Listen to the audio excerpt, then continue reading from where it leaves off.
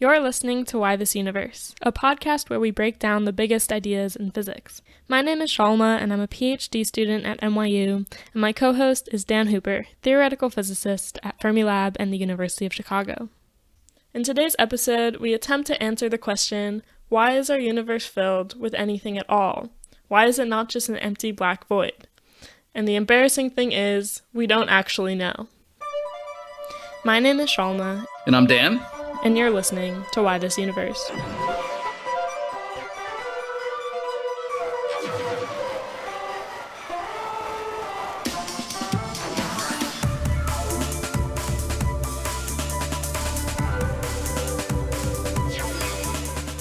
This episode is a continuation of our first antimatter episode, so if you go back and listen to that one, you'll learn where the idea for antimatter came from and how physicists discovered it. And in that episode, we ended on a pretty big question. The idea is that every time matter is created in this universe, an equal quantity of something called antimatter is also made. But when matter and antimatter come in contact, they annihilate. So it's not clear why we ended up with more matter than antimatter in the universe.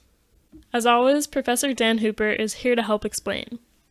So every speculation that I would have come up with, if I didn't know better, would be that very early portion of our universe's history would have had tons of matter and tons of antimatter, but in exactly equal quantities. And then under those conditions, those particles of matter would have annihilated with the particles of antimatter, turning into things like photons and other pure forms of energy. And frankly, no matter or antimatter would have been left. And that means that there would never been any protons or neutrons or electrons. That means there would have never been any atoms, no stars, no planets, no galaxies, and no us. So that can't be the story. Something must have prevented that from happening. What we know is that in order for the right amount, the observed amount of matter to have survived those first seconds after the Big Bang, there must have been, for every 10 billion particles of antimatter, there must have been about 10 billion and one particles of matter. So a slight asymmetry between the matter and antimatter in that very early period of time. So before we start talking about the possible explanations for this matter-antimatter asymmetry, as it's called, we first have to make sure that we're asking the right question. After all, just because we don't see antimatter in our day-to-day lives doesn't mean that it's not somewhere else in the universe. I mean, it certainly seems like our universe is mostly filled with matter and not with very much antimatter, but in the 1930s and 40s and 50s, people took it pretty seriously that maybe out there in the universe, there were parts of space that were mostly filled with antimatter instead. After all, if you have matter and antimatter in the same place, they will destroy each other. They'll annihilate, releasing a bunch of energy. But if you have some stars that are totally made of antimatter, or planets that are totally made of antimatter, or galaxies, or even regions containing many, many galaxies, as long as they stay away from the matter, they would look just like ordinary stars, planets, and galaxies. But even though it's possible, it turns out that we don't see any hints of any antimatter regions out there. When matter and antimatter annihilate with each other, they make light with some very distinctive signatures or properties. So if I take an electron and a positron and I put them together and I have them annihilate, they're going to make a pair of photons with a very specific amount of energy, 511 kiloelectron volts, which is the mass of the electron. If there were regions of antimatter out there in the universe, the boundaries between the regions of matter and antimatter would produce lots of this kind of light, since at those boundaries, matter and antimatter would be constantly annihilating. So we can take gamma ray telescopes or even X-ray telescopes and look for those specific kinds of light. And that tells us how much matter and antimatter is annihilating out there. We see some of it. We see some from the center of our galaxy and places like that, but not nearly enough to suggest that there are any boundaries where matter and antimatter domains are meeting or something. I think at this point, it's pretty clear that throughout the entire observable universe, there are no large regions dominated by antimatter. And observations can tell us something else about when all this antimatter disappeared. By studying how galaxies and galaxy clusters are distributed through space and how they expand, cosmologists understand pretty well how the last few billion years of cosmic history have played out. And the CMB, the cosmic microwave background, gives us a snapshot of what the universe looked like when it was just a few 100,000 years old. And we can go back even earlier. We can look at the abundances of different kinds of nuclear species like hydrogen, deuterium, helium, lithium, and beryllium in the universe. These were all elements that were forged through nuclear fusion in the first seconds and minutes after the Big Bang. And well, the theory predicts a certain ratio of those elements, and that matches observations. So we're pretty sure we understand how our universe has expanded and cooled and evolved from, say, a few seconds after the Big Bang to the present. And those predictions assume that the universe was dominated by matter that whole time. So we know from roughly a second after the Big Bang to the present, our universe was matter dominated. It did not have much antimatter in it. So whenever the antimatter was wiped out, it must have been sometime in that first second or so, and probably much earlier than that. And so the only reason we exist, and the only reason stars and planets and galaxies exist, is because of that tiny difference. That one extra matter particle for every 10 billion antimatter particles in those first few seconds after the Big Bang. And physicists still don't know why this happened. But one of the influential players in starting to answer this question was a man named Andrei Sakharov.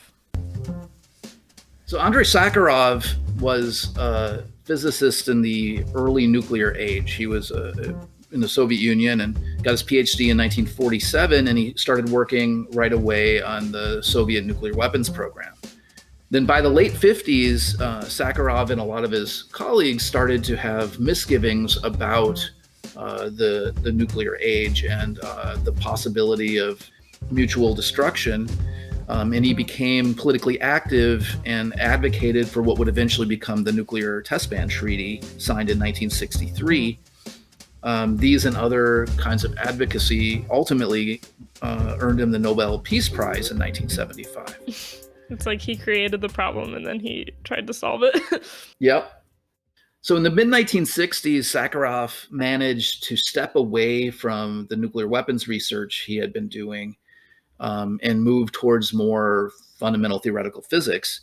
And the thing he's most famous for, other than the nuclear weapons stuff, is his paper in 1967, which described the conditions that would have to be satisfied if a perfectly symmetric collection of matter and antimatter were to become tilted in favor of matter in the early universe shortly after the Big Bang. We call these the Sakharov conditions today. So the Sakharov conditions tell us that for a universe to end up with more matter than antimatter, three things must be true. The first is that there must be some physical process that creates or destroys matter and antimatter in some imbalanced way. That's necessary to change the amount of matter relative to antimatter and vice versa. The second condition is that whatever this process is, it has to favor matter over antimatter in order to make matter win in this asymmetry. And lastly, the third condition says that this process must have been happening in a very rapidly changing environment. So we're going to go through these three conditions and talk about them in way more detail. So this first condition, there existing some process that can change the amount of matter relative to antimatter, there's a more technical way to put this. So we'd call this baryon number violation. Baryon number is a kind of like a charge, but something that quarks carry. Every quark has a baryon number of a third, and all the other known particles have no baryon number. So if you can create baryon number without creating anti-baryon number with antiquarks, then you can satisfy this first condition. But if this condition is really satisfied, if baryon number isn't a conserved quantity in the universe, it implies some pretty crazy things. Most notably, that protons should decay. Protons are made of quarks, and quarks can't exist on their own. So protons are actually the lightest particle with baryon number. And so traditionally, physicists would think that protons can't decay because there's no lighter particle with baryon number for them to decay into. So for the same reason the electron is stable because it has electric charge and there's nothing lighter with electric charge, that stabilizes the electron. We think the proton is stable simply because there's nothing lighter with baryon number. But if baryon number isn't conserved like we had previously assumed, then protons could decay. We know they decay really, really slowly, but if Sakharov is right and that first condition was somehow satisfied, then protons themselves should be unstable. But protons aren't just your average particle. They're a fundamental building block of all atoms. So if we wait long enough, all the atoms in our universe, all the protons in all of our atoms should just fall apart. Fortunately, this happens really, really slow. We have experimental constraints saying the proton's lifetime is at least 10 to the 34 years. So that means in the whole history of the universe, if you took 10 to the 24 protons, one or fewer of them would have decayed so far. So this is a really, really slow process, but it has to be going on at some level to satisfy Sakharov's first condition. We haven't actually seen proton decay yet, but physicists are looking for it in experiments. At Fermilab where I work, they're constructing an experiment called DUNE to be deployed in the Homestake Mine in South Dakota. And it's an enormous tank of ordinary material with very sensitive detectors all around it. And if the atoms, the protons inside of that material even occasionally decay, we should be able to see that sort of process. And there's something else that suggests that protons can decay, and that baryon number then isn't conserved. It has to do with what people in the 60s were figuring out about black holes. It's just a theoretical argument, but people studying general relativity around that time proved something called the no-hair theorem. The no-hair theorem basically says that if you take a black hole, if you know the mass of that black hole, how fast it's rotating, and how much electric charge it has, then you know everything there is to know about that black hole. In other words, two black holes with the same mass, angular momentum, and electric charge are identical. You wouldn't be able to tell them apart. So now imagine you have two different black holes. One you made by putting a bunch of quarks together, or a bunch of protons together, collapsing them together to make a black hole. And let's say you did it with protons and electrons, so there's no electric charge when you're done. And then you do that again somewhere with antiprotons and positrons. Again, no electric charge. The two black holes have the same mass, they have the same angular momentum and the same charge. But according to no-hair theorem, they're identical. So you've taken something with a bunch of baryon number and made it into something identical to something with a bunch of anti-baryon number. So you've just violated baryon number. So from what people were learning about general relativity around the time that Sakharov was doing this work, it seemed to say that at least his first condition probably is satisfied by nature, even if we've never observed it. So to be clear, it's not that black holes are the process that we're talking about that creates antimatter-matter asymmetry, but this idea just shows that it's possible to satisfy this condition with things that we know are true about gravity and black holes. That's right. Yeah, it's not that we think in the early universe black holes were the intermediary that solved our problem, but it's at least a proof of principle that stuff we know about general relativity seems to say baryon number violation seems to be possible. So let's move on to condition 2. Whatever satisfies this condition must prefer matter over antimatter. Physicists or particle physicists would call this the violation of charge parity symmetry. So I'm going to unpack that. That's a bunch of words kind of glued together. So first, let me say what physicists mean, or even mathematicians mean, when they say something is a symmetry. What they mean is that there's some action, some operation you can do to something, and that operation leaves the thing unchanged. So if I have a perfect sphere, I can rotate it on its axis on any angle, and I still have exactly the same shape. Nothing changes. That's because a sphere has this particular symmetry, this rotational symmetry. If I had some like randomly shaped rock, if I rotate it, now it's a different shape. I can see it becomes a different object when you rotate it. So that doesn't have the same kind of symmetry that a sphere has. So the kind of symmetries we're talking about here are the symmetry of charge and the symmetry of parity. The symmetry of charge says that if I take a bunch of particles, I take all the positive charges and turn them into negative charges, and I take all the negative charges and turn them into positive charges, you don't really change anything. Everything behaves in exactly the same way. Well, this kind of makes sense, right? So if I take two negatively charged things, we know that like charges repel. And now I simultaneously turn them both into positively charged things. Well, now they're still going to repel because they're like charged. Or if I have a negative and a positive, well, they're attracting. Well, I switch them now and they're still attracting. So it kind of seems like what it means for something to be positive or negative charge is just a definition. And we could have defined it the other way around and it would be fine. So if you had guessed in the 1950s whether you think charge would be a symmetry of physics, you'd say, sure, probably it would be. And the laws of electromagnetism do obey charge symmetry in the way that Dan described. But we'll see that charge symmetry is actually broken in interactions mediated by the weak force, which includes things like radioactive decay.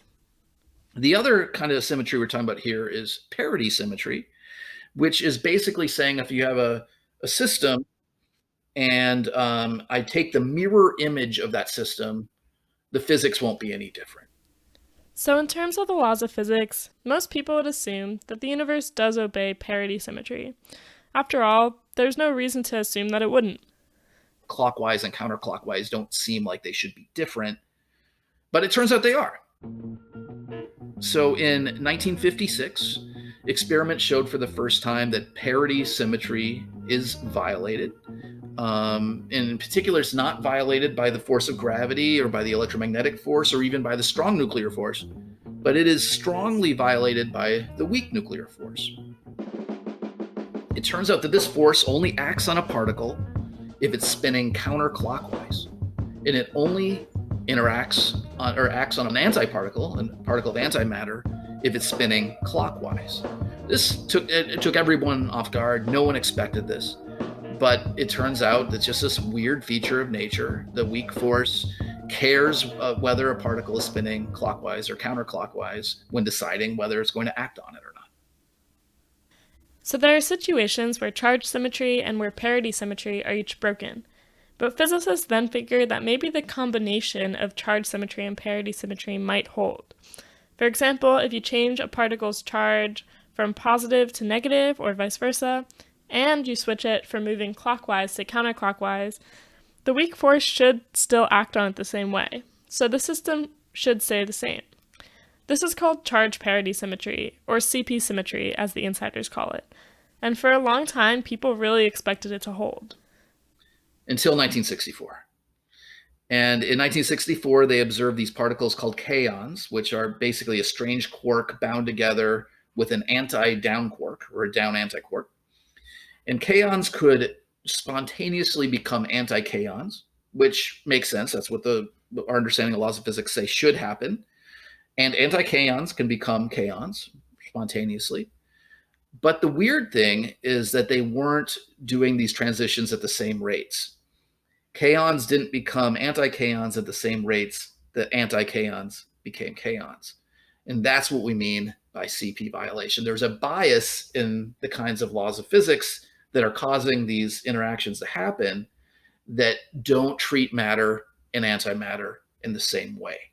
There's a bias of one over the other. So this satisfies Sakharov's second condition. CP symmetry is broken, and so there does exist some process that prefers matter to antimatter. But this kaon process doesn't happen nearly enough to actually explain the matter-antimatter asymmetry on its own. Kind of like the first condition, we have good reasons to think that baryon number conservation is violated, but we've never seen it. So that, it's very, very feeble. Here we have observations that tell us that CP symmetry is violated, but it's not violated nearly enough in any of the interactions we've ever observed to explain how the early universe played out the way it did. So it's more of in principle, we see it can happen, but it doesn't really solve our problem, at least not all the way. And lastly, there's Sakharov's third condition. We described this earlier as saying that the process that prefers matter over antimatter, this process that we've been describing with the first two conditions, it has to take place in a period of time in the universe that is very volatile and rapidly changing. This is because if it were some sort of slow, steady process, the interactions would work both ways, and ultimately you just reach equilibrium, and equilibrium would have the same amount of matter as antimatter. So you wouldn't solve the problem.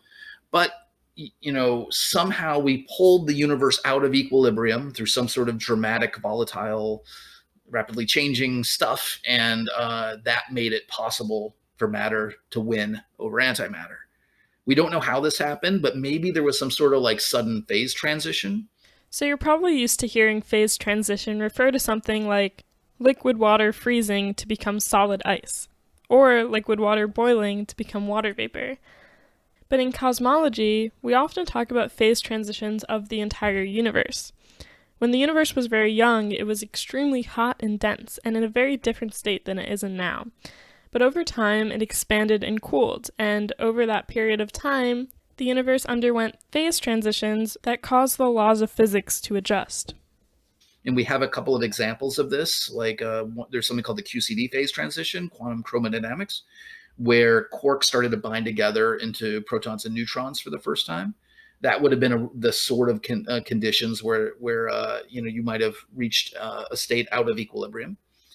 There was another phase transition called the electroweak phase transition that happened even earlier in our universe's history.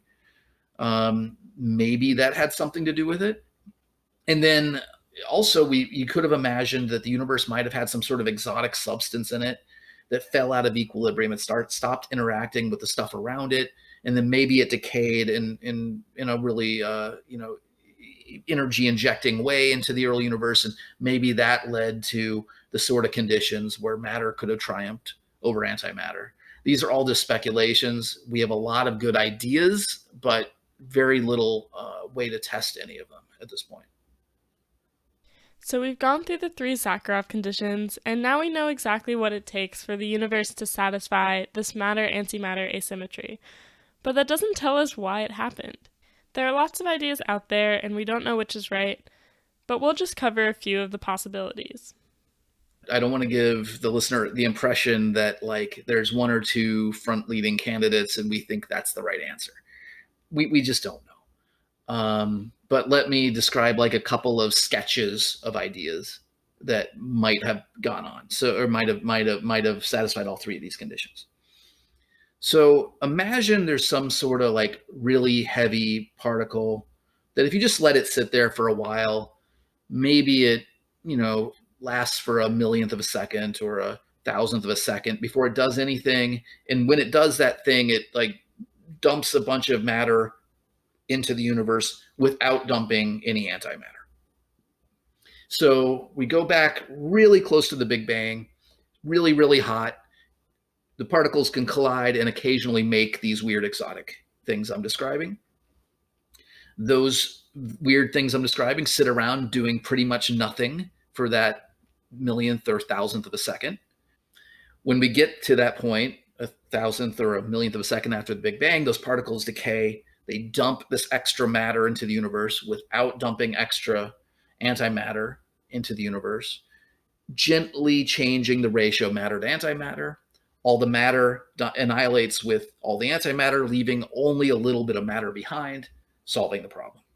So let me explain how that solved all or addressed all 3 of Sakharov's conditions. First of all, those decays violate baryon number. They make baryon number without making antibaryon number.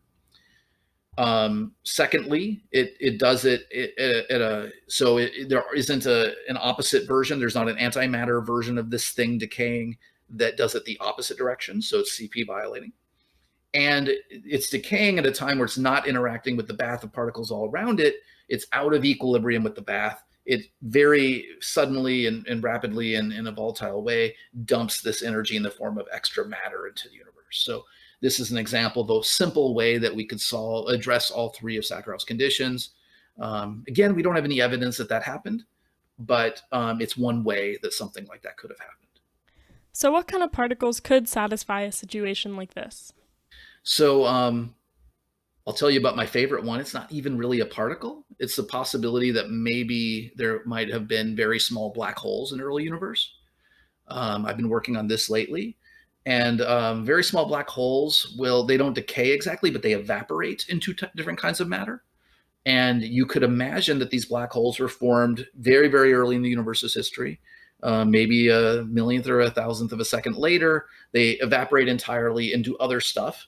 And maybe part of the stuff that they decayed into or evaporated into those things then decayed mostly to matter. So it's not the black hole actually solving the first and second conditions. They solve the third condition, but the first two conditions then get solved by this other kind of particle. Maybe that particle has something to do with a grand unified theory, or maybe something else. It's anyone's guess. So whether it be caused by primordial black holes in the early universe or by some other process, the matter-antimatter asymmetry problem is definitely one of the biggest open questions in cosmology right now. And while we don't have an answer yet, we can learn a lot from the process of asking the question.